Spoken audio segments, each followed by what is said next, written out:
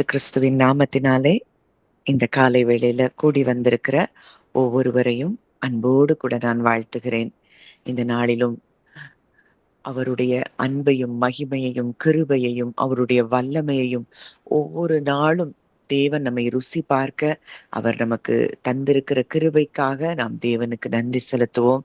இந்த புது மாதம் இது நம் ஒவ்வொருவருக்கும் இந்த வருஷம் தொடங்கின மாதிரி தான் இருந்தது. ஆனா அதுக்குள்ள 2 மாதத்தை நம்ம கடந்துட்டோம். இந்த 3வது மாதத்திலும் அவருடைய கிருபை நம் ஒவ்வொருவர் மேலும் இருக்கிறபடியினால் நமக்காக அவர் கிரகிக்க முடியாத பெரிய காரியங்களை அவர் செய்கிற தேவனாய் இருக்கிறபடியினால் இந்த மாதத்துல நம்ம நிச்சயமாய் விசுவாசிப்போம். தேவன் நம்முடைய வாழ்க்கையில் அவர் கிரகிக்க முடியாத பெரிய காரியங்களை நம் வாழ்க்கையில் செய்கிற நல்ல தகப்பனாய் இருக்கிறார். 1 தெசலோனிக்கேயர் 2ஆம் அதிகாரம் 13ஆம் வசனத்துல நம்ம பார்க்கிறோம். ஆகையால் நீங்கள் தேவ வசனத்தை எங்களாலே கேள்விப்பட்டு ஏற்றுக்கொண்ட போது அதை மனுஷர் வசனமாக ஏற்றுக்கொள்ளாமல் தேவ வசனமாகவே ஏற்றுக்கொண்டதினால் நாங்கள் இடைவிடாமல் தேவனுக்கு ஸ்தோத்திரம் செலுத்துகிறோம். அது மெய்யாகவே தேவ வசனம்தான். விசுவாசிக்கிற உங்களுக்குள்ளே அது பலனும் செய்கிறது.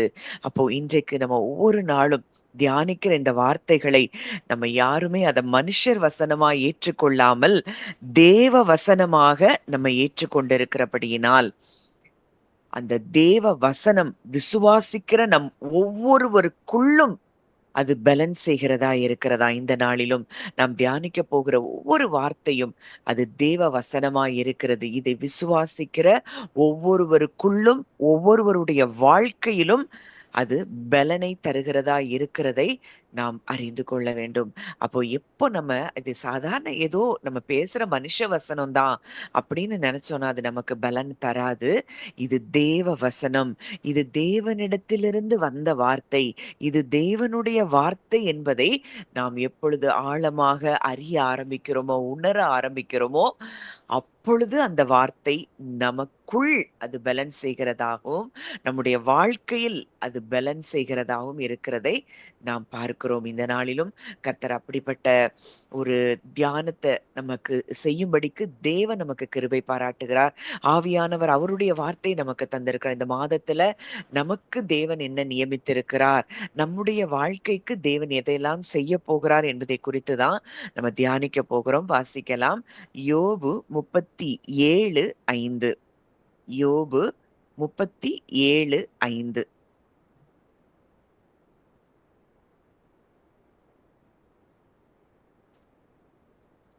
யோபு தேவன் 37. தம்முடைய ம். தேவன் தம்முடைய சத்தத்தை ஆச்சரியமான விதமாய் குமுற பண்ணுகிறார். நாம் கிரகிக்க கூடாத பெரிய காரியங்களை அவர் செய்கிறார். தேவன் தம்முடைய சத்தத்தை ஆச்சரியமான விதமாய் குமுற பண்ணுகிறார். நாம் கிரகிக்க கூடாத பெரிய காரியங்களை அவர் செய்கிறார். ஆம், அதுதான் நம்முடைய தேவன். நம்மளால கிரகிக்கவே முடியாது, நம்மளால யோசித்து பார்க்க முடியாது, நம்மளால ஆராய்ந்து பார்க்க முடியாது. நாம் ஆராய்ந்து முடியாத பெரிய காரியங்களையும் எண்ணி முடியாத அதிசயங்களையும் செய்கிற தேவன்தான் நம்முடைய தேவன். இதுதான் தேவ வசனம். இது மனுஷ வசனம் அல்ல. நீங்க விசுவாசிங்க. நான் கிரகிக்க முடியாத பெரிய காரியங்களை என் வாழ்க்கையில் செய்கிற தேவன். இந்த தேவன் என்றென்றும் உள்ள சதா காலங்களிலும் நம்முடைய தேவன். நம்முடைய மரண பரியந்தம் நம்மை நடத்துகிற தேவன் என்னோடு கூட இருக்கிறார் அப்படிங்கிறத இந்த மாதத்துல நாம் அதிகமாய் உணரும்படிக்கு தேவன் விரும்புகிறார். இந்த வார்த்தையை சொன்னது எலிகு, யோபுவினுடைய நண்பன். அங்கே அவங்க ஒவ்வொருத்தரும் தர்க்கங்கள் எல்லாம் பண்ணிட்டே இருக்கிறாங்க, யோபுடைய நண்பர்கள் எல்லாம்.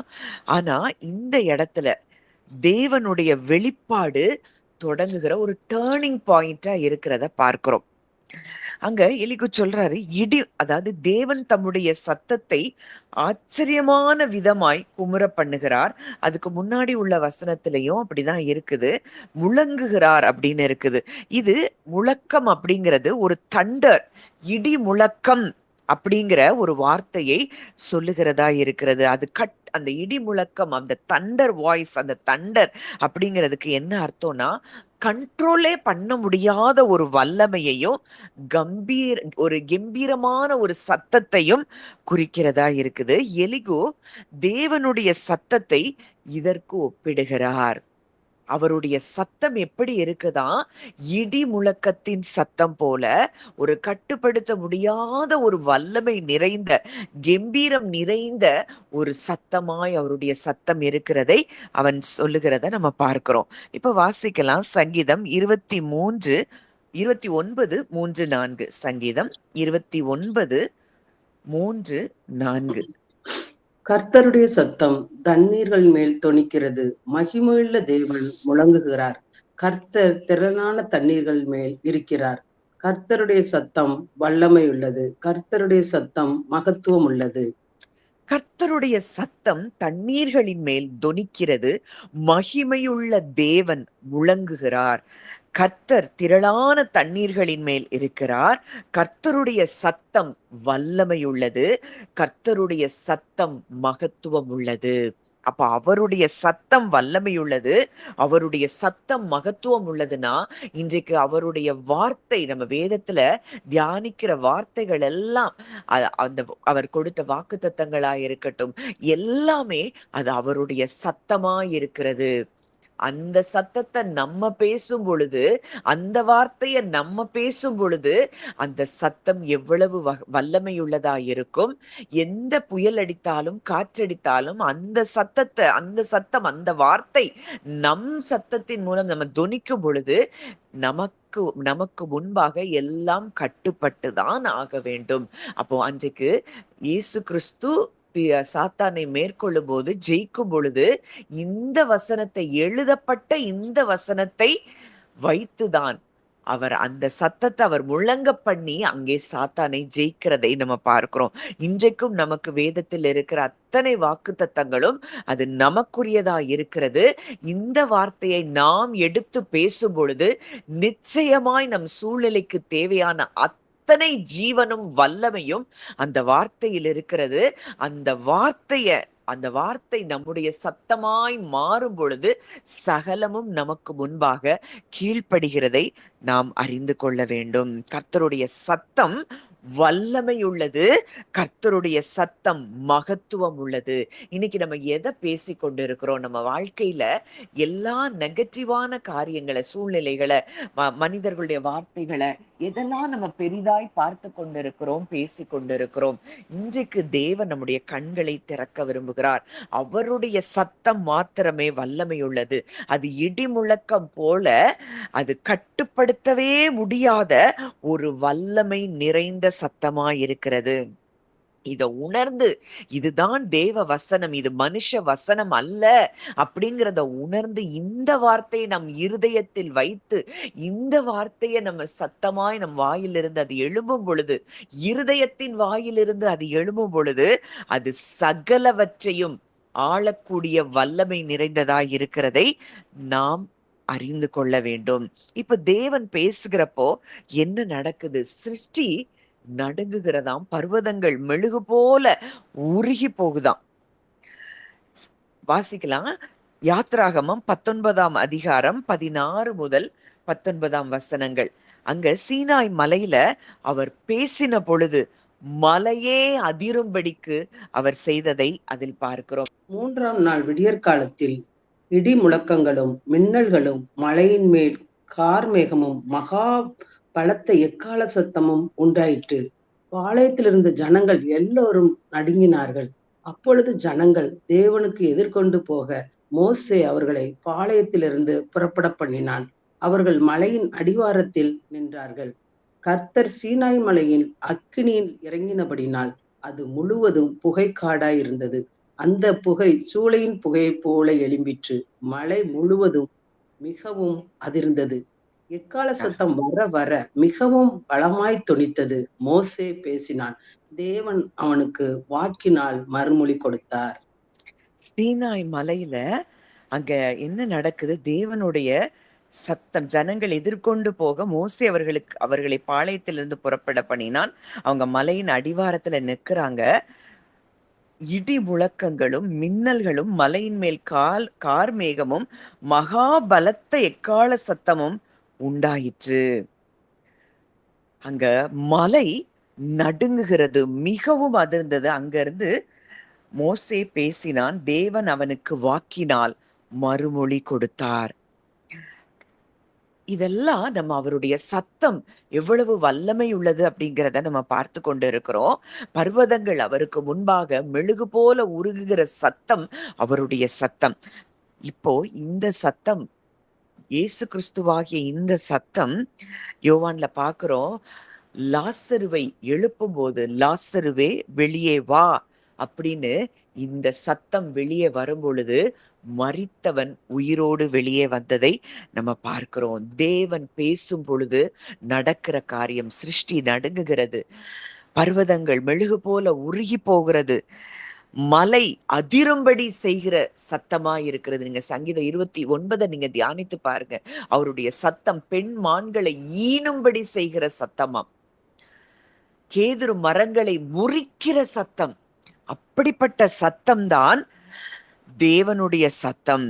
அப்போ தேவனுடைய சத்தம் அப்படிங்கிறது அது வெறும் சத்தம் மட்டும் இல்ல, அது அத்தாரிட்டி இருக்கு, அதுல அதிகாரம் இருக்கு, அதுல ஜீவன் இருக்கு. சில நேரங்கள்ல அந்த சத்தம் நமக்கு பலத்த இடியாலாம் நமக்கு வெளிப்படாது. இப்போ நம்முடைய ஆத்துமாவுக்குள்ள அது ஒரு ஆழமான ஒரு ஃபீலிங்கா நமக்கு வெளிப்படும். ஒரு குழப்பத்தின் மத்தியில அந்த சத்தம் நமக்குள்ள வெளிப்படும் பொழுது அது ஒரு அமைதியாக கூட நமக்குள்ளே செயல்படும். ஒரு ஷாலோம், ஒரு தேவ சமாதானத்தை அந்த சத்தம் நமக்குள் எழும்ப பண்ணுகிறதை நம்ம பார்க்கிறோம். அவர் பேசினா புயல் அடங்கித்தான் ஆக வேண்டும். அப்போ நம்ம கிரகிக்க கூட முடியாத பெரிய காரியங்களை அவர் செய்கிற தேவனாய் இருக்கிறார். அவர் மனித எல்லைகளுக்கு அப்பாற்பட்டு அவர் நமக்காக கிரியை செய்கிற தேவனாய் இருக்கிறார். இந்த கிரகிக்க முடியாத அப்படிங்கிற வார்த்தைக்கு என்ன அர்த்தம்னா, கணிக்கவே முடியாது, நம்மளால ப்ரெடிக்ட் பண்ணவே முடியாது. இப்படிதான் அவர் செய்வார், இப்படிதான் செய்வார்னு அவரை குறித்து அவர் நம்முடைய வாழ்க்கையில செய்கிற செயல்களை நம்ம ப்ரெடிக்ட் பண்ண முடியாது, நம்மளால கணக்கிட முடியாதான், கால்குலேட் பண்ணவே முடியாது, அதை ட்ரேஸ் பண்ணவே முடியாது. இப்படிதான், இதுக்கு அடுத்து இது வரும், இதை ட்ரேஸ் பண்ணி இப்படித்தான் தேவன் என்னுடைய வாழ்க்கையில செய்வார்ங்கிறத நம்மளால உணரவே முடியாது. அப்போ இன்றைக்கு அப்படிப்பட்ட காரியங்களை நம்முடைய வாழ்க்கையில் அவர் செய்கிறவராயிருக்கிறார். நம்ம ஏசாயா 55 பார்க்கிறோம், என் நினைவுகள் உங்கள் நினைவுகள் அல்ல, பூமியை பார்க்கிலும் வானங்கள் எப்படி உயர்ந்திருக்கிறதோ அப்படியே உங்கள் வழிகளை பார்க்கிலும் என் வழிகளும், உங்கள் நினைவுகளை பார்க்கிலும் என் நினைவுகளும் உயர்ந்தவைகளாயிருக்கிறது. பூமிக்கும் வானத்துக்கும் எவ்வளவு தூரமோ அவ்வளவு தூரம் அவருடைய நினைவும் அவருடைய வழிகளும் நம்மை காட்டிலும் மேலானவைகளாய் இருக்கிறதை நாம் அறிந்து கொள்ள வேண்டும். இந்த மாதத்துல நம்ம வாழ்க்கையில இப்படிப்பட்ட கிரகிக்க முடியாத காரியங்களை அவர் நமக்காக செய்கிற தேவனாய் இருக்கிறார் என்பதை நாம் அறிந்து கொள்ள வேண்டும். நம்ம வாழ்க்கையில என்ன நினைக்கிறோம், நம்ம ஒரு தாமதத்தை பார்க்கும் பொழுது, ஐயோ ஏன் தாமதம், ஏன் இன்னும் தேவன் என் வாழ்க்கையில இந்த அற்புதங்களை அவர் செய்யல அப்படின்னு சொல்லி நம்ம சோர்ந்து போறோம். நம்ம தாமதத்தை பார்க்கும் பொழுது தேவன் அதுல எதை பார்க்கிறாராம், வளர்ச்சியை பார்க்கிறாராம். இப்ப உதாரணத்துக்கு சொல்லணும்னா, யோசேப்புனுடைய வாழ்க்கையில தரிசனம் கொடுக்கப்பட்டு பல வருஷங்கள் ஆயிற்று. ஆனா அது நிறைவேறுவதற்கு அவ்வளோ தாமதம். ஆனா இந்த காலகட்டத்துல யோசேப்பினுடைய இருதயம் பக்குவப்பட்டதை நம்ம பார்க்கிறோம். கர்த்தர் சொல்லும் வார்த்தை நிறைவேறும் அளவும் அவருடைய வசனம் அவனை புடமிட்டது. ஒருவேளை அவன் தாமதத்தை பார்த்திருக்கலாம், தேவனோ அவனுக்குள்ள ஏற்படுகிற வளர்ச்சியை பார்க்கிறாராம். நம்ம இழப்ப பார்க்கும் பொழுது அவர் நமக்குள்ள ஒண்ணு ரெடி ஆகிறத அவர் பார்க்கிறாராம். நம்ம சைலன்ஸ், நம்ம பீரியட் எல்லாம் அப்படியே அமைதலா இருக்கிறாரே, தேவன் எனக்கு செய்ய மாட்டாரா அப்படின்னு நம்ம சைலன்ஸை ஃபீல் பண்ணும்போது அவர் சரியான நேரத்தை அவர் பார்க்கிறார். தேவரீர் சகலத்தையும் செய்ய வல்லவர், அவர் செய்ய நினைத்தது தடைபடாது, அவர் சகலத்தையும் அதினதின் காலத்தில் நேர்த்தியாய் செய்கிற தேவன். அப்போ எதை குறிச்சும் நம்ம என்ன செய்ய வேண்டாம், கவலைப்பட வேண்டாம். எல்லாத்தையும் அவர்ட்ட குடுத்துட்டு, என் வாழ்க்கையில என்ன நடக்குதோ அதை அவருடைய நேரத்துல பெர்ஃபெக்ட்டா அவர் செய்வார் அப்படிங்கிற இடத்திற்கு நம் இருதயம் வரும்படிக்கு தேவன் விரும்புகிறார். அப்போ அடுத்ததா இததான் நம்ம பார்க்க போறோம். சில உதாரணங்கள நம்ம பார்க்கும் பொழுது நமக்கு இன்னும் புரியும். யோசேப்பை குறித்து நம்ம பார்க்கிறோம். சகோதரர்களால விற்கப்பட்டார், அநியாயமா குற்றம் சாட்டப்படுகிறார், சிறையில தள்ளப்படுகிறாரு. குழியில இருந்தப்போ ஒண்ணுமே புரியாம இருந்திருக்கலாம். ஆனா அரண்மனைக்கு வந்தப்போதான் யோசேப்புக்கு ஒண்ணு புரிஞ்சுது. நீங்க எனக்கு தீமை செய்ய நினைச்சீங்க, என் தேவனோ அதை நன்மையாக முடிய பண்ணினார். இதுதான் அவருடைய செயல். நீ உங்க வாழ்க்கையில இன்னைக்கு எதெல்லாம் நீங்க அப்படி தாமதமா இருக்கு, தேவன் என்ன நினைக்கிறாரா, அவர் என்னை காண்கிறாரா, எனக்கு அவர் செய்வாரா அப்படின்னு உங்களுக்கு சந்தேகம் இருக்கும்னா, உங்க வாழ்க்கையில நீங்க சொல்லுங்க, இது எனக்கு தீமையா இப்ப தெரியலாம், ஆனா இதை என் தேவன் நன்மையாக முடிய பண்ணுகிறார் அப்படின்னு உங்க இருதயத்துல நீங்க சொல்லுங்க. நிச்சயமாய் உங்க வாழ்க்கையில ஒவ்வொரு தாமதமும், ஒவ்வொரு காரியமும் அது நன்மையாகத்தான் முடியும் என்பதுல சந்தேகம் இல்ல. அடுத்ததா நம்ம பார்க்கிறோம், ஆபிரகாம் ஆண்டவர் ஒரு வாக்குத்தத்தத்தை கொடுத்துட்டாரு. ஆனா இந்த வாக்குத்தத்தம் நிறைவேறுவதற்கு எந்த சாத்தியக்கூறும் இல்லாத அளவுக்கு ஆபிரகாமுடைய சரீரம் செத்து போயிற்று, சாராளுடைய கர்ப்பம் செத்து போயிடுச்சு. உடல் அவனுடைய உடலும் சாராளுடைய உடலும் தளர்ந்த நிலையில அது கிரகிக்க முடியாத ஒரு காரியமா தான் இருந்தது. எல்லா ஸ்திரீகளுக்குரிய வழிபாடு நின்னுட்டு எதுவுமே ஃபேவரபிளா இல்ல அவங்க வாழ்க்கையில. ஆனால் ரோமர் 4:21 பார்க்கிறோம், வாக்குத்தத்தம் பண்ணினதை செய்ய வல்லமை உள்ளவர் என்பதை ஆபிரகாம் முழு நிச்சயமாய் நம்பினாராம். என் சரீரம் இல்ல, சாராளுடைய கர்ப்பமும் இல்ல, அவர் வாக்குத்தத்தம் பண்ணி இருக்கிறார் என்றால் வாக்குத்தத்தம் பண்ணினதை அவர் நிறைவேற்ற வல்லமை உள்ளவர். இன்றைக்கு நீங்களும் நானும் ஆபிரகாமின் சந்ததிகளாய் இருக்கிறோம் என்றால் ஆபிரகாமுக்கு சொல்லப்பட்ட ஒவ்வொரு வாக்குத்தத்தங்களையும் நீங்கள் விசுவாசிக்கும் பொழுது அவர் தேவன் அதை அதன் தகப்பனாகிய ஆபிரகாமுக்கு அதை வாக்குத்தத்தமாக கொடுத்திருக்கிறார் என்றால் அது எனக்கும் உரியது, ஆபிரகாமின் சந்ததியில் வந்த எனக்கும் உரியது அப்படிங்கிறத நீங்க எப்போ விசுவாசிக்கிறீங்களோ, வாக்குத்தத்தம் பண்ணினவர் வாக்குத்தத்தம் பண்ணினதை நிறைவேற்ற உண்மை உள்ளவர். நிச்சயமாக நான் உன்னை ஆசீர்வதிக்கவே ஆசீர்வதித்து உன்னை பெருகவே பெருக பண்ணுவேன் என்பது ஆபிரகாமுக்கு கொடுத்த வாக்குத்தத்தம் என்றால், என் தகப்பனுக்கு அது கொடுத்த வாக்குத்தத்தம் என்றால், இன்றைக்கு என்னுடைய வாழ்க்கையிலும் ஆசீர்வாதத்தையும் பெருக்கத்தையும் அவர் உண்டு பண்ண வல்லவராய் இருக்கிறார் என்பதை நீங்கள் முழு நிச்சயமாய் நம்பும் பொழுது நிச்சயம் அந்த வாக்குத்தத்தங்கள் உங்களுடைய வாழ்க்கையில் நிறைவேறுகிறதை நீங்கள் பார்ப்பீர்கள். உங்க மைண்ட் சொல்லலாம், பல கதைகள் சொல்லலாம், எப்ப நடக்க போகுது, எத்தனை வருஷமா தான் நீ காத்திருக்க, எந்த மாற்றத்தையும் நீ பார்க்கலையே, எந்த நன்மையும் உனக்கு நடக்கலையே இப்படின்னு சொல்லி உங்களுடைய எண்ணங்கள் பல கேள்விகளை உங்களுக்குள் எழுப்பிக் கொண்டிருக்கலாம். அந்த எண்ணங்களை அப்படியே சாந்தப்படுத்தும்படி அந்த எண்ணங்களை நீங்க அத அந்த புயலை அடக்கணும். அந்த சிந்தனைகளை கிறிஸ்துவுக்குள் கீழ்ப்படிய பண்ணும்படிக்கு இன்றைக்கு ஒண்ணு சொல்லுங்க, என் தேவன் எனக்கு வாக்குத்தத்தம் பண்ணினதை அவர் நிறைவேற்ற வல்லமை உள்ளவர், அவர் உண்மை உள்ளவர். நான் கிரகிக்க முடியாத பெரிய காரியங்களை அவர் செய்கிறவர். ஆபிரகாமுடைய சரீரத்தையும் சாராளுடைய கர்ப்பத்தையும் உயிர்ப்பிக்க அவரால் கூடும் என்றால் என் வாழ்க்கையிலும் எதெல்லாம் மரித்து போன நிலைமையில் இருக்கிறதோ, எதெல்லாம் ஒரு ஒரு அவ்வளவுதான் தண்ணியில போட்ட ஒரு கல்லு மாதிரி இருக்குதோ, அதெல்லாம் இன்றைக்கு மேல் எழும்பி வருகிறதை நான் பார்க்கிறேன். அதெல்லாம் உயிர் பெற்று எழும்புகிறதை நான் பார்க்கிறேன் என்பதை நீங்கள் நிச்சயமாய் விசுவாசிப்பீர்களானால் உங்களுடைய வாழ்க்கையில அவர் கிரகிக்க முடியாத அற்புதங்களை செய்கிறதை நீங்கள் நிச்சயம் பார்க்க முடியும். சிலுவை மரணத்துல அங்க மனித குலம் அவருக்கு எதிராய் செயல்பட்ட மனிதர்கள் சிலுவை இயேசுவுக்கு ஒரு முடிவுன்னு நினைச்சாங்க. அது ஒரு பெரிய தோல்வியா அவங்க பார்த்தாங்க. சாத்தானுக்கு அது இயேசு கிறிஸ்து பெரிய தோல்வி அடைந்ததை போலதான் அவன் நினைச்சான். ஆனா அதுதான் தேவனுடைய மிகப்பெரிய மீட்பின் திட்டமாய் இருந்தது. நம்ம பார்க்கிறோம் தேவனுடைய பைத்தியம் மனுஷருடைய ஞானத்திலும் அதிக ஞானமா இருக்குதா. இன்னைக்கு உங்க வாழ்க்கையில பல காரியங்கள் ஒரு தாமதமாய் ஒரு எதிரான காரியங்கள் நடக்கிறத போல தோணலாம். ஆனால் அவருடைய பைத்தியமே மனுஷருடைய ஞானத்திலும் அதிக ஞானமாய் இருக்கிறதாம். இப்படிப்பட்ட தேவன் நம்முடைய தேவனாய் இருக்கிறார். அவருடைய சத்தம் வல்லமையுள்ளது. அவருடைய சத்தம் கேதுரு மரங்களை முறிக்கக்கூடிய சத்தம், பெண் மான்களை ஈனும்படி செய்யக்கூடிய சத்தம். அந்த சத்தத்தை உடையவர் இன்றைக்கு நமக்குள்ளே இருக்கிறார். இன்றைக்கு நமக்குள்ள அவர் இருந்து அவரிலிருந்து நம்முடைய ஜீவனில் அவர் ஒன்றாக கலந்திருக்கிறார். நம்முடைய ஆவியில் அவர் ஒன்றாக கலந்திருக்கிறார். கர்த்தரோடு இசைந்திருக்கிறவன் அவருடனே ஒரே ஆவியாய் இருக்கிறான். அந்த ஒரே ஆவியாய் இருக்கிற நாம் அந்த ஆவியிலிருந்து ஒரு வார்த்தையை நம்ம பேசினோம் என்றால் சகலமும் நமக்கு முன்பாக கீழ்ப்படிந்துதான் ஆக வேண்டும்.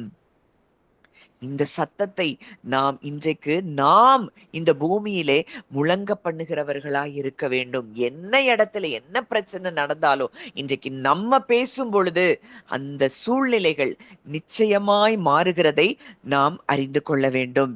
அடுத்த நம்ம பார்க்கிறோம், வாசிக்கலாம். ரோமர் 11:33. ரோமர் 11:33. தேவனுடைய ஐஸ்வர்யம், ஞானம், அறிவு என்பவைகளின் ஆழம் எவ்வளவா இருக்கிறது! அவருடைய நியாய தீர்ப்புகள் அளவிடப்படாதவைகள், அவருடைய வழிகள் ஆராயப்படாதவைகள். தேவனுடைய ஐஸ்வர்யம், ஞானம், அறிவு என்பவைகளின் ஆழம் எவ்வளவு அதிகமாயிருக்கிறது.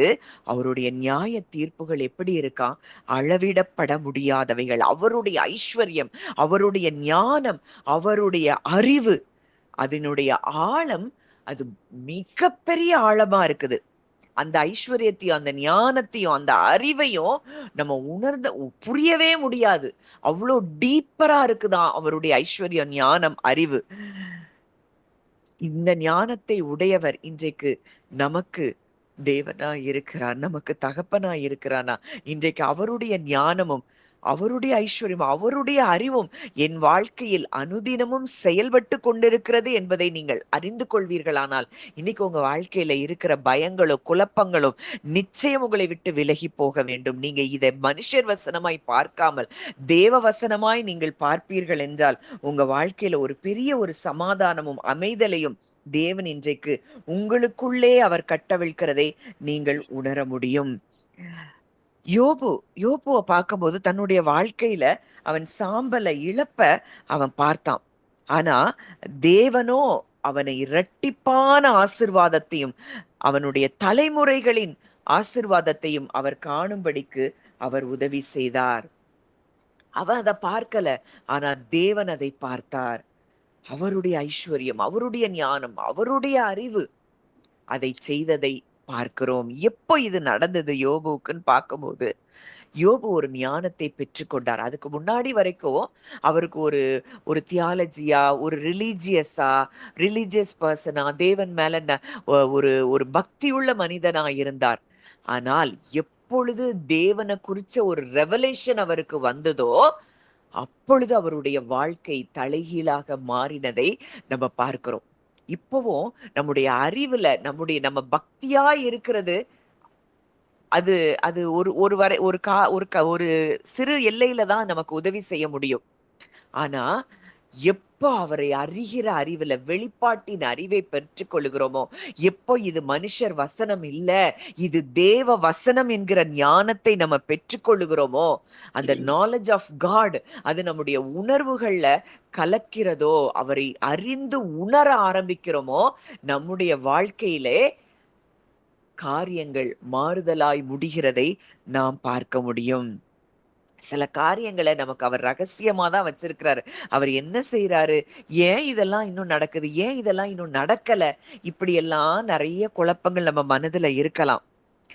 நம்மளால அவரை முழுமையா நம்ம புரிந்து கொள்ளணும்னா நம்ம அளவுக்கு அவர் சிறியவர ஆகிவிடுவார். ஆனா தேவனுடைய ஆழங்களை அறிந்திருக்கிற பரிசுத்த ஆவியானவர் மூலமாய் நாம் சில காரியங்களை அறிந்து கொள்ள முடியும் என்றாலும் அவருடைய ஞானம், அறிவு, ஐஸ்வர்யம் அது ஆழம், அது அளவிட முடியாதவை என்று சொல்லி வேதம் சொல்லுகிறது. வாசிக்கலாம். உபாகமம் 29ஆம் அதிகாரம் 29ஆம் வசனம். உபாகமம் 29:29.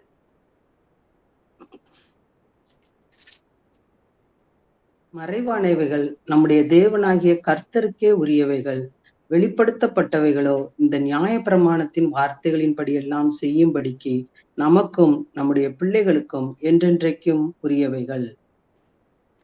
மறைவானவைகள் நம்முடைய தேவனாகிய கர்த்தருக்கே உரியவைகள்.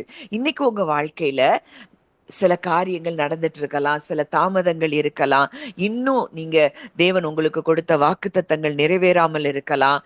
என்ன நடக்குது? அவர் என் வாழ்க்கையில அவர் என்னை கண்ணோக்குகிறாரா, என்னை நோக்கி பார்க்கிறாரா, என்ன நினைக்கிறாரா அப்படின்னு சொல்லி கூட நீங்க நினைக்கலாம். ஆனால் மறைவில் அவர் உங்களுக்காக செயல்பட்டு கொண்டுதான் இருக்கிறார் என்பதை நீங்கள் அறிந்து கொள்ள வேண்டும். சங்கீதம் 147 5ஆம் வசனத்துல நம்ம பார்க்கிறோம், நமது ஆண்டவர் பெரியவர், அவர் வல்லமை மிகுந்தவர், அவருடைய புத்தி அளவிடப்பட மாட்டாது. இன்னைக்கு உங்களுக்கு குழப்பமா தெரியலாம், உங்களுக்கு தாமதமா தெரியலாம், ஆனால் அவருடைய ஞானம் உங்களுக்காக கிரியை செய்து கொண்டே இருக்கிறதை நீங்கள் அறிந்து கொள்ள வேண்டும். அவருடைய ஞானம் உங்களுக்காக அனுதினமும் கிரியை அவர் சொல்றாரு. இயேசு சொல்றாரு, நான் கிரியை செய்றேன், என் பிதா இப்பொழுதும் கிரியை செய்து கொண்டிருக்கிறார். நமக்காக அவர் அனுதினமும் கிரியை செய்து கொண்டிருக்கிறார். எந்த இடத்துல எதை மாற்ற, யாரிடத்துல பேசணும், எல்லாவற்றையும் நமக்காக அவர் கிரியை செய்கிற தேவனாய் இருக்கிறார் என்பதை அங்க இயேசு சொல்லுகிறத நம்ம பார்க்கிறோம். நமக்கு குழப்பமா இருக்கலாம், ஆனா அவருக்கு குழப்பங்கிறது கிடையவே கிடையாது. நம்ம இன்னைக்கு நிச்சயமற்ற சூழ்நிலையில இருக்கலாம், ஆனால் அவர் மாறாதவர்.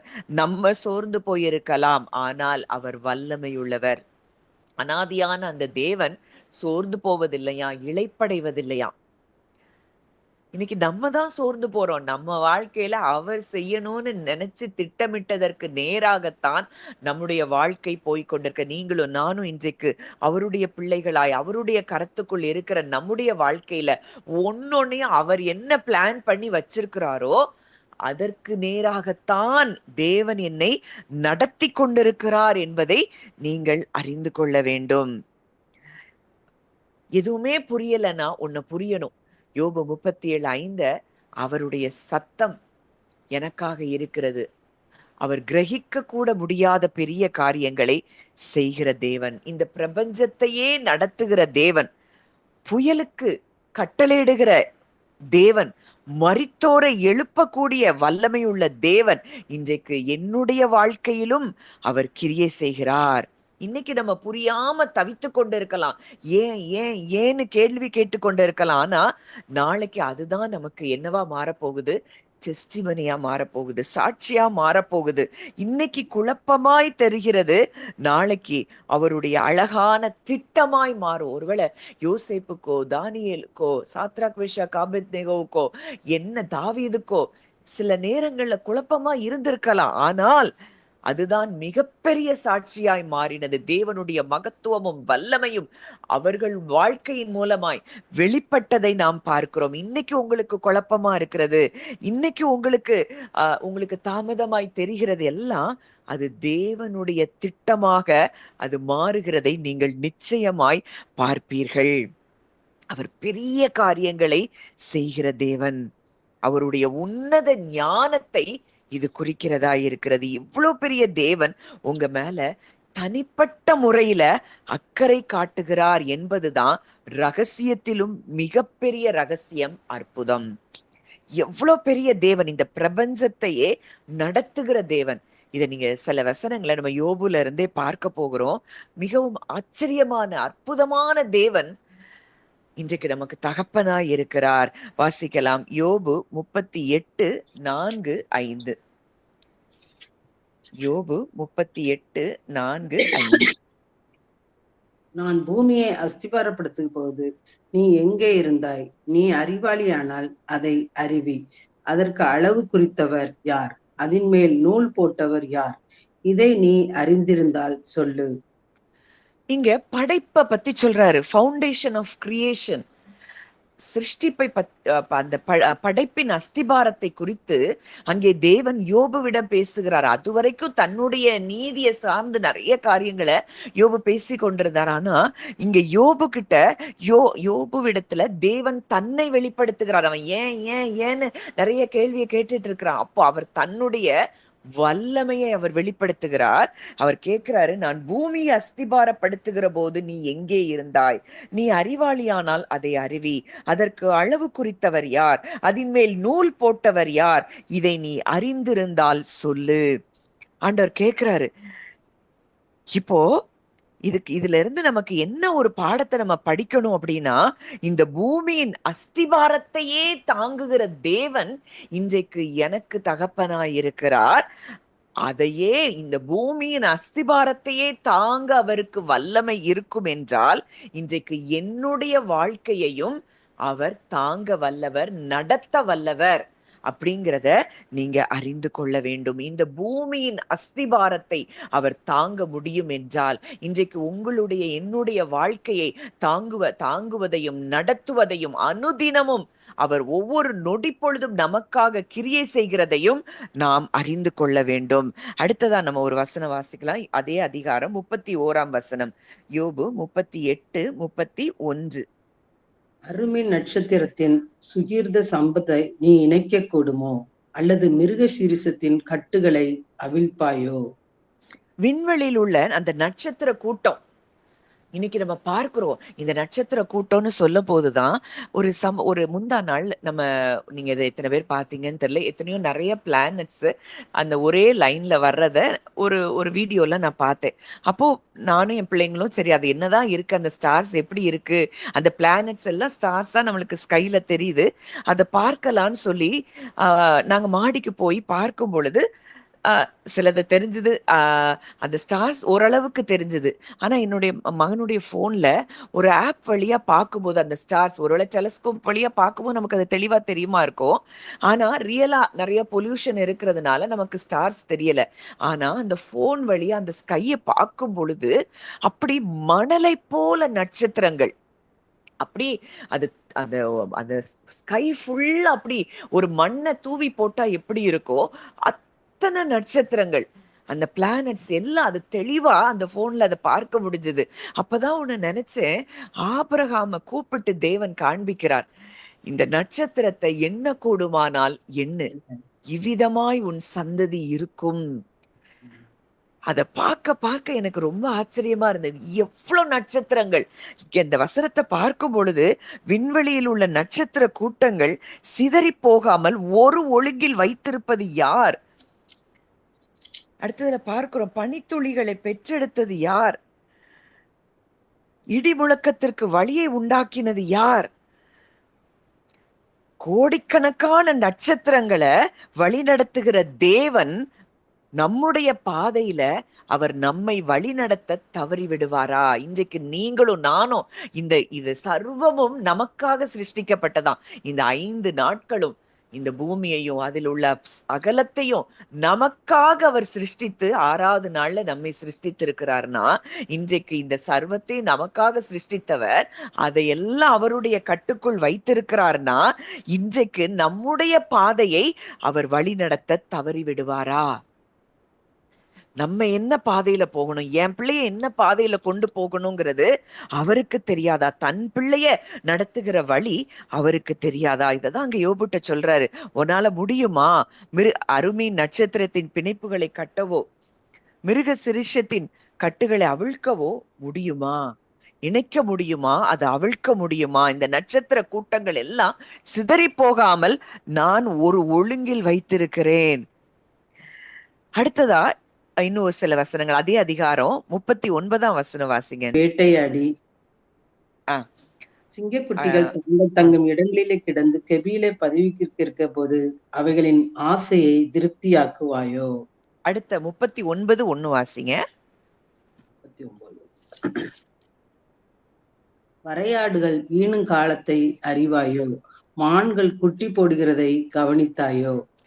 மனிதன் கவனிக்கவே இல்லாத மனிதனுடைய அவனுடைய அந்த கவனம் இந்த அடர்ந்த காடுகள்ல இருக்கிற மிருகங்கள் மேல கிடையாது. ஆனா அந்த கவனிக்காத அடர்ந்த காடுகள்ல வனாந்தரங்கள்ல வாழ்ற ஒவ்வொரு மிருகத்துக்கும் தேவையான உணவையும் அது எப்ப பிரசவிக்கிறது அப்படிங்கிற காலத்தையும் கூட தேவன் கவனிக்கிறாராம். வரி குதிரைக்கு சுதந்திரத்தை கொடுத்திருக்கிறாராம். பருந்து உயரத்துல பறக்க ஞானத்தை கொடுத்ததும் அவர்தானாம். அப்போ ஒரு சிறிய பறவை அதனுடைய தேவையை கவனிக்கிற தேவன் நம்முடைய கண்ணீர் நமக்கு என்ன தேவை, நம்முடைய தேவைகளை அவர் அறியாமல் இருப்பாரா? இதத்தான் இயேசு கிறிஸ்து சொல்றார் மத்தேயு 6ல. ஆகாயத்து பட்சிகளை கவனித்து பாருங்கள், அவைகள் விதைக்கிறதும் இல்லை, அறுக்கிறதும் இல்லை, களஞ்சியங்களில் சேர்த்து வைக்கிறதும் இல்லை, அவைகளையும் உங்கள் பரமபிதா பிழைப்பூட்டுகிறார், அவைகளை பார்க்கிலும் நீங்கள் விசேஷித்தவர்கள் அல்லவா? இன்னைக்கு யோபு கிட்ட இந்த காரியங்கள் எல்லாம் பேசுகிறார் தேவன். யாரு? இதெல்லாம் நான் பார்க்கிறேனே, இதெல்லாம் நான் கவனித்து கொண்டிருக்கிறேனே, நீ கவனிக்கல. அடர்ந்த காடுகள்ல இருக்கிற மிருகங்கள் எப்போ குட்டிகளை ஈனும் இது உனக்கு தெரியாது, ஆனா எனக்கு தெரியும். ஒவ்வொன்றையும் அவர் அறிந்திருக்கிறார். அங்க கிதியோன் கிட்ட சொல்லும் பொழுது அங்க பலி செலுத்தும்படிக்கு அந்த உன் தகப்பனுடைய ஆட்டுக்குட்டிகள் அந்த ரெண்டாவது காளை ஆட்டுக்குட்டியில காளை அதுக்கு 7 வயது. அந்த வயது முதற்கொண்டு தேவன் சொல்லுகிறத நம்ம பார்க்கிறோம். அவருக்கு தெரியும் நம்ம வீட்டுல இருக்கிற பொருள் எது எந்த வருஷம் எது எப்ப வாங்கணும், இல்ல நம்ம வாழ்க்கையின் அத்தனை அந்தரங்கங்களையும் அவர் அறிந்திருக்கிறவர்.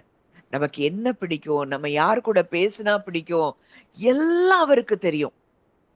எதுவுமே அவருக்கு மறைவானது அல்ல. இன்னைக்கு நம்மை உற்று நோக்கி கவனித்து கொண்டிருக்கிற அப்படிப்பட்ட ஒரு தேவன் நம்மோடு கூட இருக்கிறார் என்பதை நாம் அறிந்து கொள்ள வேண்டும்.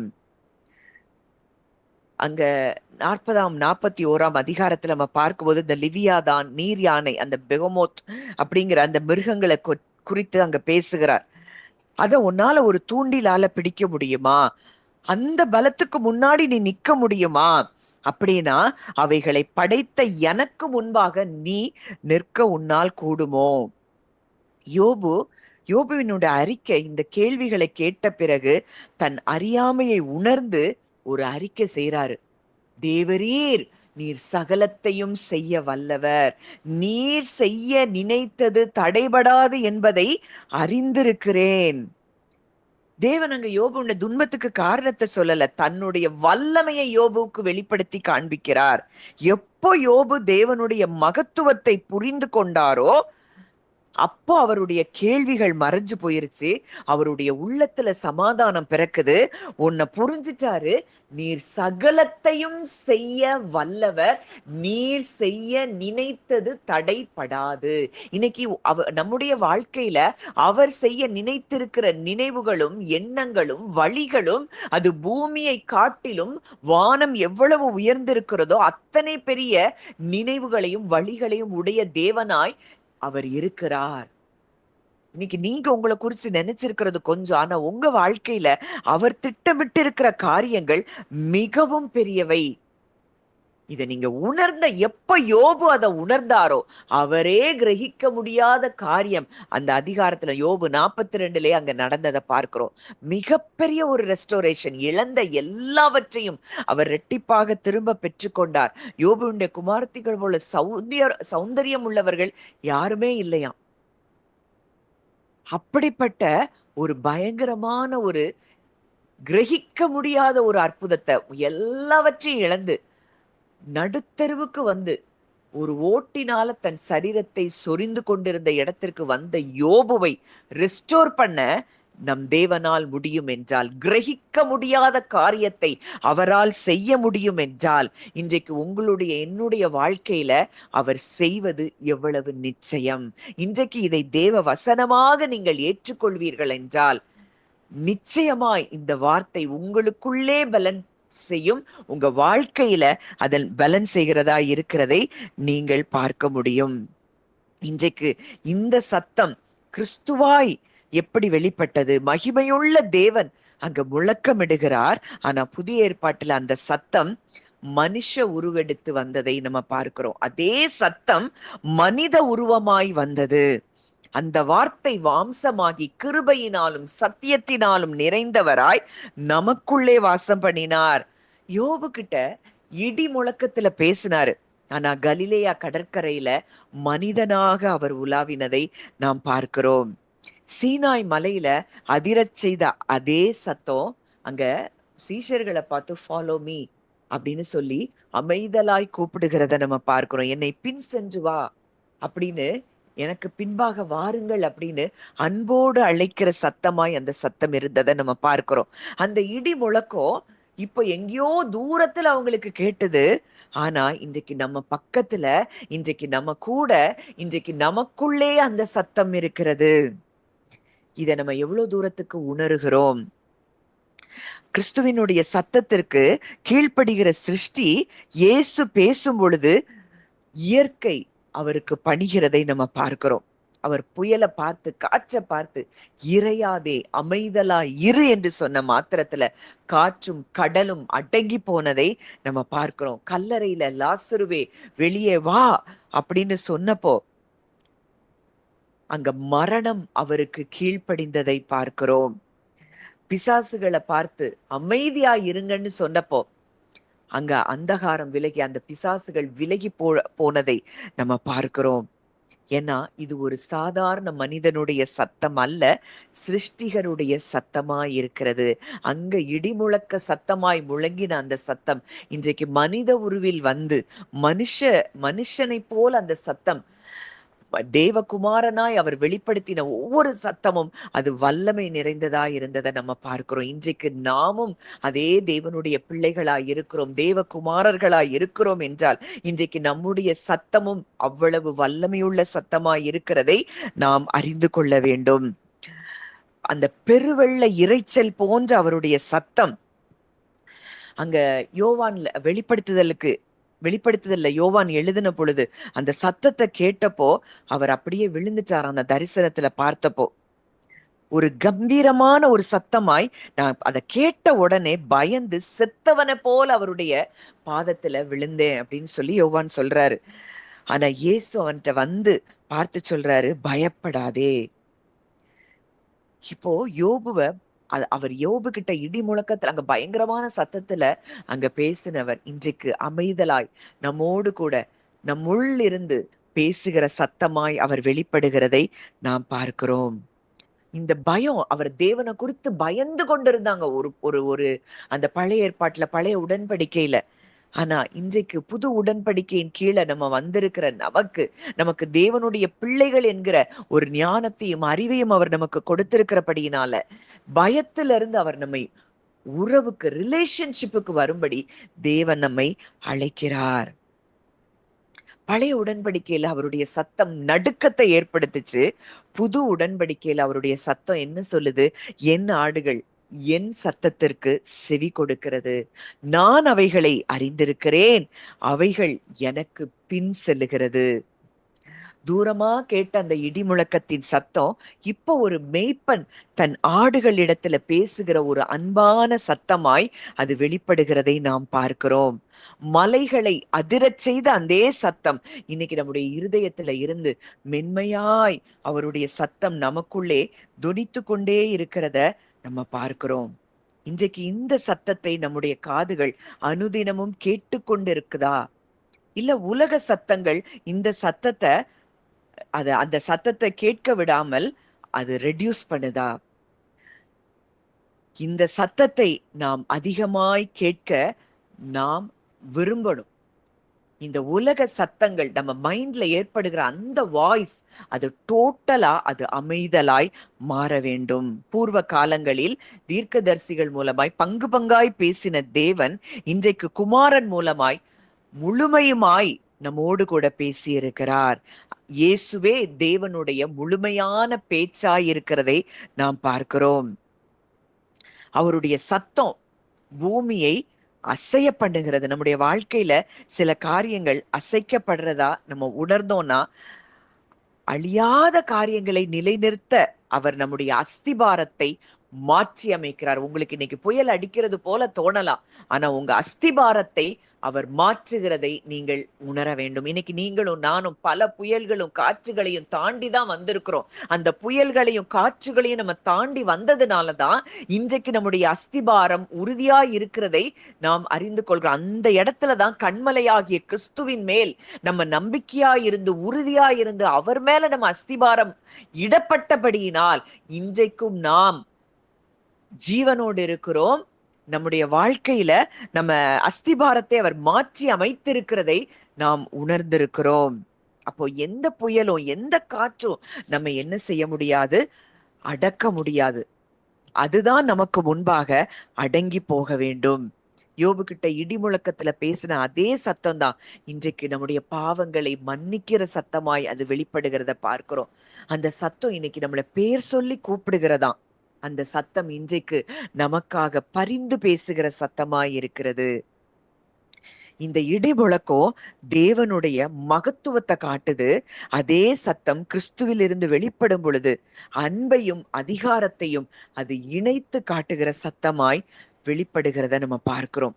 அண்ட சராசரத்தை அசைக்கிற அந்த சத்தம், முழு பிரபஞ்சத்தையும் அசைக்கிற அந்த வல்லமையுள்ள சத்தம் இன்றைக்கு நம்முடைய இருதயத்தில் அமைதியாக அன்போடு கூட அது பேசி கொண்டிருக்கிற சத்தமாய் இருக்கிறதை நாம் அறிந்து கொள்ள வேண்டும். இன்றைக்கு இந்த சத்தத்தை நாம் உணர்ந்து நம்ம வாழ்க்கையில என் தேவனுடைய சத்தம் எவ்வளவு வல்லமை உள்ளது, இந்த தேவன் என்னோடு கூட இருக்கிறார், இந்த தேவனுடைய வல்லமையும் மகத்துவமும் அது மிகவும் பெரியது.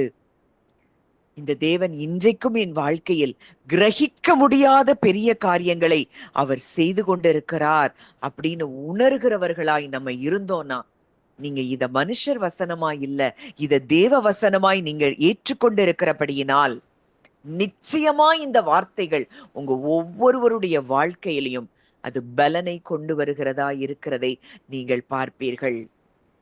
அந்த சத்தம் வல்லமையுள்ள சத்தம். இதை உணர்ந்தவர்களா நம்ம கொஞ்ச நேரம் அப்படி அமைதியாய் இந்த வார்த்தைகளை நம்ம தியானிப்போம். இதை தியானிக்க தியானிக்க உங்களுக்குள்ள நம்பிக்கையும் உங்களுக்குள்ள ஒரு பெரிய சமாதானமும் உண்டாகிறதை நீங்கள் பார்க்க முடியும்.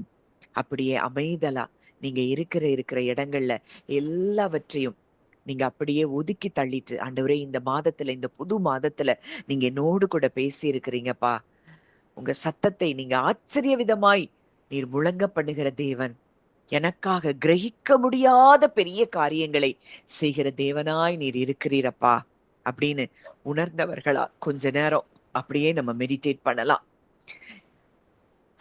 மெடிடேஷன் அப்படிங்கிறது அவரை ஆழமாய் அறிந்து கொள்ளுகிற இடம். நீங்கள் அமர்ந்திருந்து நானே தேவன் என்று அறிந்து கொள்ளுங்கள், ஜாதிகளுக்குள்ளே உயர்ந்திருப்பேன், பூமியிலே உயர்ந்திருப்பேன் என்று சொன்னவர் இன்னைக்கு நம்மை அமர்ந்திருக்கிற இடம் தான் அந்த மெடிடேஷன்.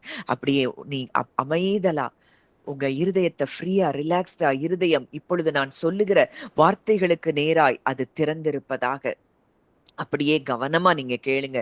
இன்னைக்கு உங்க இருதயத்துல இருந்த பயங்களும் கேள்விகளும் குழப்பங்களும் அது உங்களை விட்டு நீங்கி போகிறதை நீங்கள் பார்க்க முடியும்.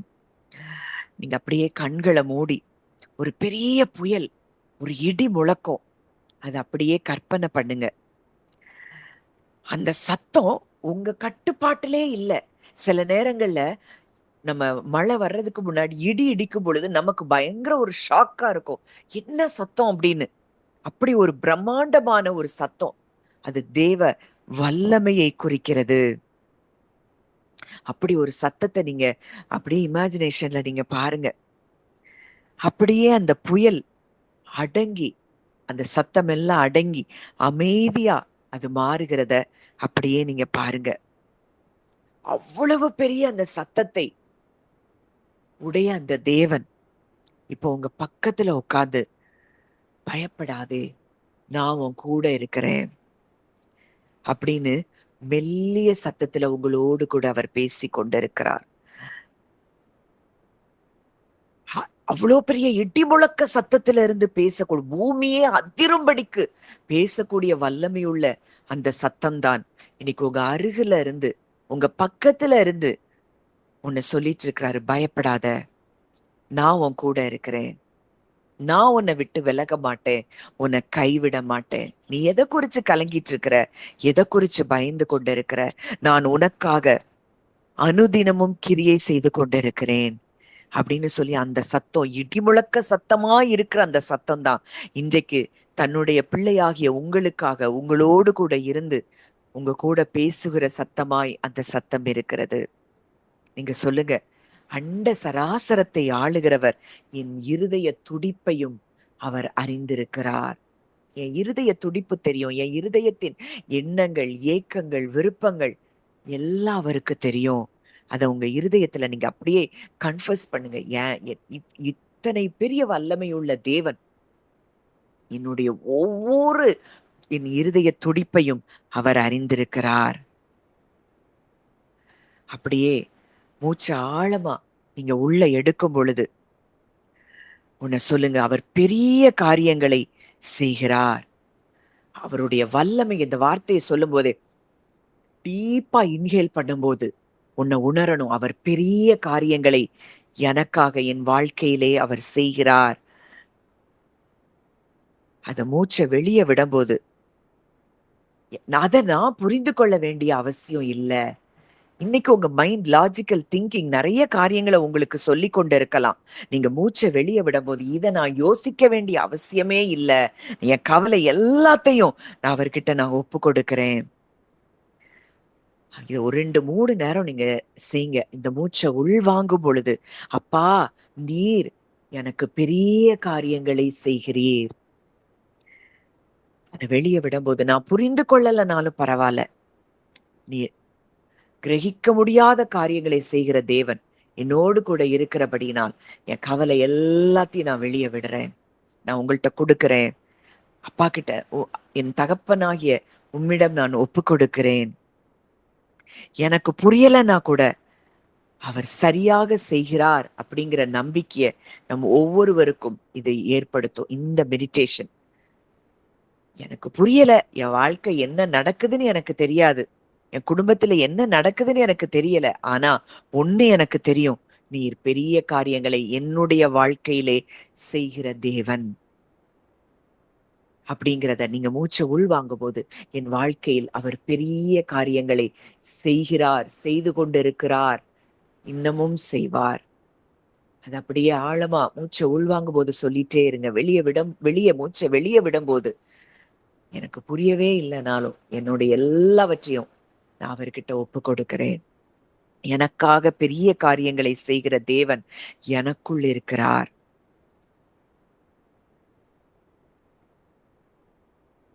இன்னைக்கு என் ஆடுகள் என் சத்தத்துக்கு செவி கொடுக்கிறது அப்படின்னு இயேசு சொல்றாரு. இன்றைக்கு நம்முடைய வாழ்க்கையில நிறைய இரைச்சல்கள், நிறைய சத்தம், நிறைய வேலை, நிறைய கவலை, இதுக்கு மத்தியில இயேசுவினுடைய மென்மையான சத்தம் அது உங்களுக்கு கேக்குதா? ஆண்டவரே, உலகத்தின் சத்தத்தை விட உங்க சத்தம் எனக்கு தெளிவா கேட்கணும் அப்படின்னு அவரோடு கூட நீங்க பேசுங்க. மனதுல இருந்து, இருதயத்துல இருந்து அவர் கூட பேசுங்க. அப்பா, இந்த உலகத்தின் சத்தத்தை விட உங்க சத்தம் எனக்கு தெளிவா கேட்கணும்பா. ஜெபிக்க ஆரம்பிங்க. அவர் சத்தத்தை நீங்க தெளிவா கேட்க ஆரம்பிச்சீங்கன்னா உலக சத்தம் அப்படியே அடங்கிரும்.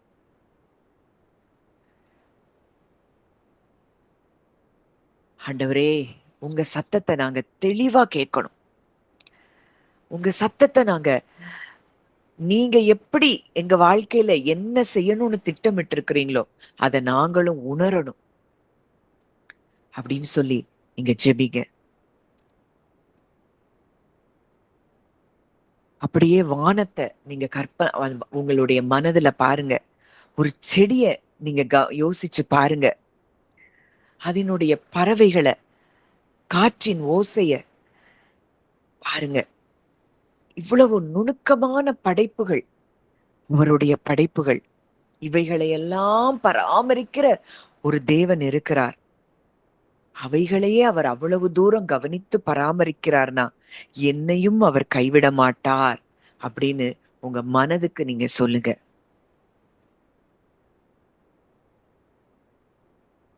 என் வாழ்க்கையில என்னுடைய ஒவ்வொரு உறுப்புகளையும் பார்த்து பார்த்து படைத்தவர், பிரமிக்கத்தக்க அதிசயமாய் என்னை உண்டாக்கினவர், என் எதிர்காலத்தையும் அவரே உண்டாக்கி இருக்கிறார்.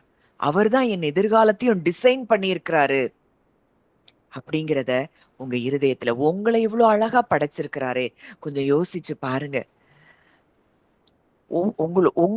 உங்களை நீங்க யோசிச்சு பாருங்க. நம்ம மனதுல எழும்புகிற எண்ணங்கள், அது எப்படி நமக்கு அத நம்ம செயல்ல கொண்டு வரோம், நம்ம சாப்பிடுகிற ஆகாரம் அது எப்படி நமக்கு டைஜஸ்ட் ஆகி அது நமக்கு எனர்ஜிய கொடுத்து நம்ம பிளட் ஃப்ளோ நம்ம ஒவ்வொரு ஒவ்வொரு நானோ செகண்டும் நம்ம பாடியில பலவிதமான செயல்கள் நடந்து கொண்டே இருக்கு. இது எதுவுமே நமக்கு தெரியாது. அது அவ்வளத்தையும் அவர் கண்ட்ரோல் பண்ணிட்டு இருக்கிறாரு. இத கண்ட்ரோல் பண்றாருன்னா, உங்க சரீரத்தையும் உங்க ஜீவனும் அவருடைய ஆளுகையின் கீழ இருக்குன்னா, உங்களுடைய எதிர்காலம் அவருடைய ஆளுகையின் கீழ் இருக்கிறதை நீங்க எவ்வளவு தூரம் உணரணும், நம்பணும். சொல்லுங்க. இந்த கைகளை உண்டாக்கினவர் என் எதிர்காலத்தையும் அவர் டிசைன் பண்ணியிருக்கிறாரு. என் எதிர்காலம் அவர் கரத்துல இருக்குது. என் தேவை இன்னதென்பதை என் தகப்பன் அறிந்திருக்கிறார். நான் எதை குறிச்சும் நான் கவலைப்பட வேண்டிய அவசியம் இல்லை.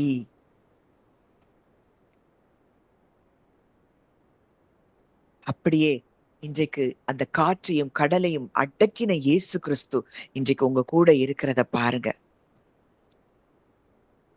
அவர் எழும்பி அமைதலா இருன்னு சொன்ன மாத்திரத்துல அந்த புயலும் காற்றும் அமைதியானது போல இப்போ நீங்க அதை அப்படியே பாருங்க. அந்த புயலும் காற்றும் எப்படி அடங்கி அமைதியானது. நீங்க அவர் கூட அந்த படகுல பிரயாணம் பண்ணிட்டு இருக்கிறீங்க. பயங்கரமா காற்று புயல் அடிக்குது. அந்த படகு தண்ணீர்ல மூழ்கிற அளவுக்கு அங்க காற்றும் புயலும் அடித்து கொண்டு இருக்கிறது. அவர் எழும்பி ஒரே ஒரு வார்த்தை பேசுறாரு, இறையாதே, அமைதலாயிரு. அந்த நொடி பொழுதுல அமைதல் உண்டாயிற்று. அந்த அமைதி இன்னைக்கு உங்க இருதயத்துல பரவுகிறத நீங்க பாருங்க. இந்த சத்தத்தை, இந்த தியானத்தை நீங்க தியானிக்க தியானிக்க தியானிக்க உங்க இருதயம் அப்படியே ஒரு சமாதானத்துக்குள்ள தேவன் கொண்டு வருகிறதை நீங்கள் உணருங்கள். ஆண்டவரே, இன்னைக்கு என் வாழ்க்கையில புரியாத காரியம் என்ன இருந்தாலும் உங்க மாறாத அன்பை நான் நம்புறேன். என் வாழ்க்கையில நீங்க கிரகிக்க முடியாத காரியங்களை நீர் செய்ய தொடங்கி விட்டீர் என்பதை நான் விசுவாசிக்கிறேன். அதை உணர்ந்து உங்க இருதயத்துல சொல்லுங்க. அவர் கிரகிக்க முடியாத, இன்னைக்கு எதெல்லாம் உங்க மைண்ட்ல டிஸ்டர்பன்ஸ் கொண்டு வந்துட்டே இருக்கு. இது இல்ல, அது இல்ல, அது கிடைக்கல, இது கிடைக்கல, சரியான வேலை இல்ல, என் கடன் அடைப்படல, என் ஹெல்த் இன்னும் சரியா இல்ல. இல்ல, அவர் உங்க கூட இருக்கிறாருன்னா எல்லாம் நேர்த்தியாய் நடக்கும். சகலத்தையும் அதினதின் காலத்தில் நேர்த்தியாய் செய்கிற தேவன்.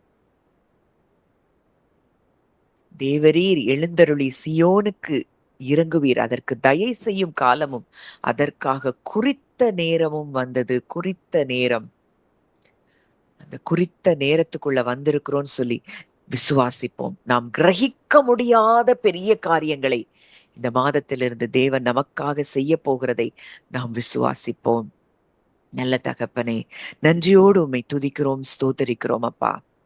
இந்த நல்ல நாளிலும் எங்களோடு கூட இடைப்பட்ட உம்முடைய வார்த்தைகளுக்காக நாங்கள் நன்றி செலுத்துகிறோம். தகப்பனே, இன்றைக்கு நீர் எங்களோடு கூட இருக்கிறீர். ஆட்டுக்குட்டியானவர் எங்களோடு கூட இருக்கிறீர் அப்பா. உங்க சத்தம் அது கம்பீரமான சத்தம், அது மகத்துவமுள்ள சத்தம், அந்த வல்லமையுள்ள சத்தம். இன்றைக்கு நீர் எங்களோடு கூட இருக்கிறீர், எங்களுக்குள்ள இருக்கிறீர் அப்பா. இன்றைக்கு இங்க வந்திருக்கிற இதை கேட்கிற ஒவ்வொருவருடைய வாழ்க்கையிலும் ஒருவேளை புயல் அடித்து கொண்டிருந்தா நாங்க பேசுறோம், இயேசுவின் நாமத்தினாலே இறையாதே, அமைதலா இரு என்று சொல்லி நாங்கள் பேசுகிறோம். இப்பொழுதே எல்லா சூழ்நிலைகளும் அது அப்பா ஒரு அமைதலுக்குள்ள வருகிறத நாங்க பார்க்கிறோம். கிரகிக்க முடியாத காரியங்களை செய்கிறவர், எல்லாம் மரித்து போன நிலைமையில இருக்கிறவைகளை தேவன் இந்த நாட்களில் நீர் உயிர்ப்பிக்கிறீர் அப்பா. மரித்தவைகளை உயிர்ப்பிக்கிறீர். உமக்கு நன்றி செலுத்துகிறோம்.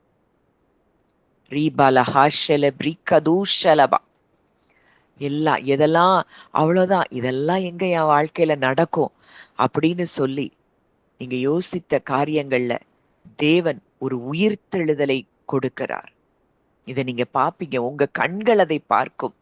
அந்நிய கண்கள் அல்ல, உங்க சொந்த கண்கள் உங்க வாழ்க்கையில அவர் கிரகிக்க முடியாத காரியங்களை செய்கிறத உங்க கண்கள் பார்க்கும்.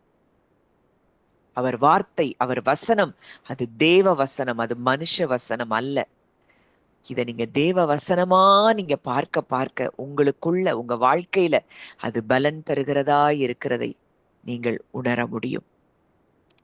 நல்ல தகப்பனே, நன்றியோடு உம்மை துதிக்கிறோம், ஸ்தோத்தரிக்கிறோம் அப்பா. தகப்பனே, இந்த வேளையிலும் ஆண்டவரே, கிரகிக்க முடியாத காரியங்களை செய்கிற தேவனாய் இந்த மாதத்துல ஆண்டவரே, இந்த வாக்குத்தத்தத்தை எங்களுக்கு நீர் ஆண்டவரே எங்களுக்கு தந்திருக்கிறீர். இது ஏற்கனவே எங்களுக்குரிய வாக்குத்தத்தம் தான். இதை எங்களுக்கு நினைப்பூட்டி இருக்கிறீர். இதை நாங்கள் தியானிக்க எங்களுக்கு உதவி செய்திருக்கிறீர். ஆவியானவர் எங்களோடு கூட இடைப்பட்டீர். அதற்காக நன்றி செலுத்துகிறோம். என் பிதா இப்பொழுதும் கிரியை செய்து கொண்டிருக்கிறார் என்று சொன்ன அந்த வார்த்தையை நாங்கள் முழு நிச்சயமாய் நம்புகிறோம் அப்பா. எங்களுக்காக இப்பொழுதும் நீர் கிரியை செய்து கொண்டிருக்கிறீர். நாங்க செய்ய வேண்டியது ஒண்ணுமே இல்லை. அதை நாங்க நிச்சயமா நம்புறோம். நன்றி செலுத்துறோம். பெரிய காரியங்களை நீர் செய்து அப்பா அநேக சாட்சிகளை நீர் எழுப்ப போகிறபடியினால் நன்றி செலுத்துகிறோம். உடைய கரத்தில ஒப்பு கொடுக்கிறோம். ஆசீர்வதியும், வழி நடத்தும். இயேசுவின் மூலம் கேட்கிறோம் ஜீவனுள்ள நல்ல பிதாவே. ஆமேன், ஆமேன்.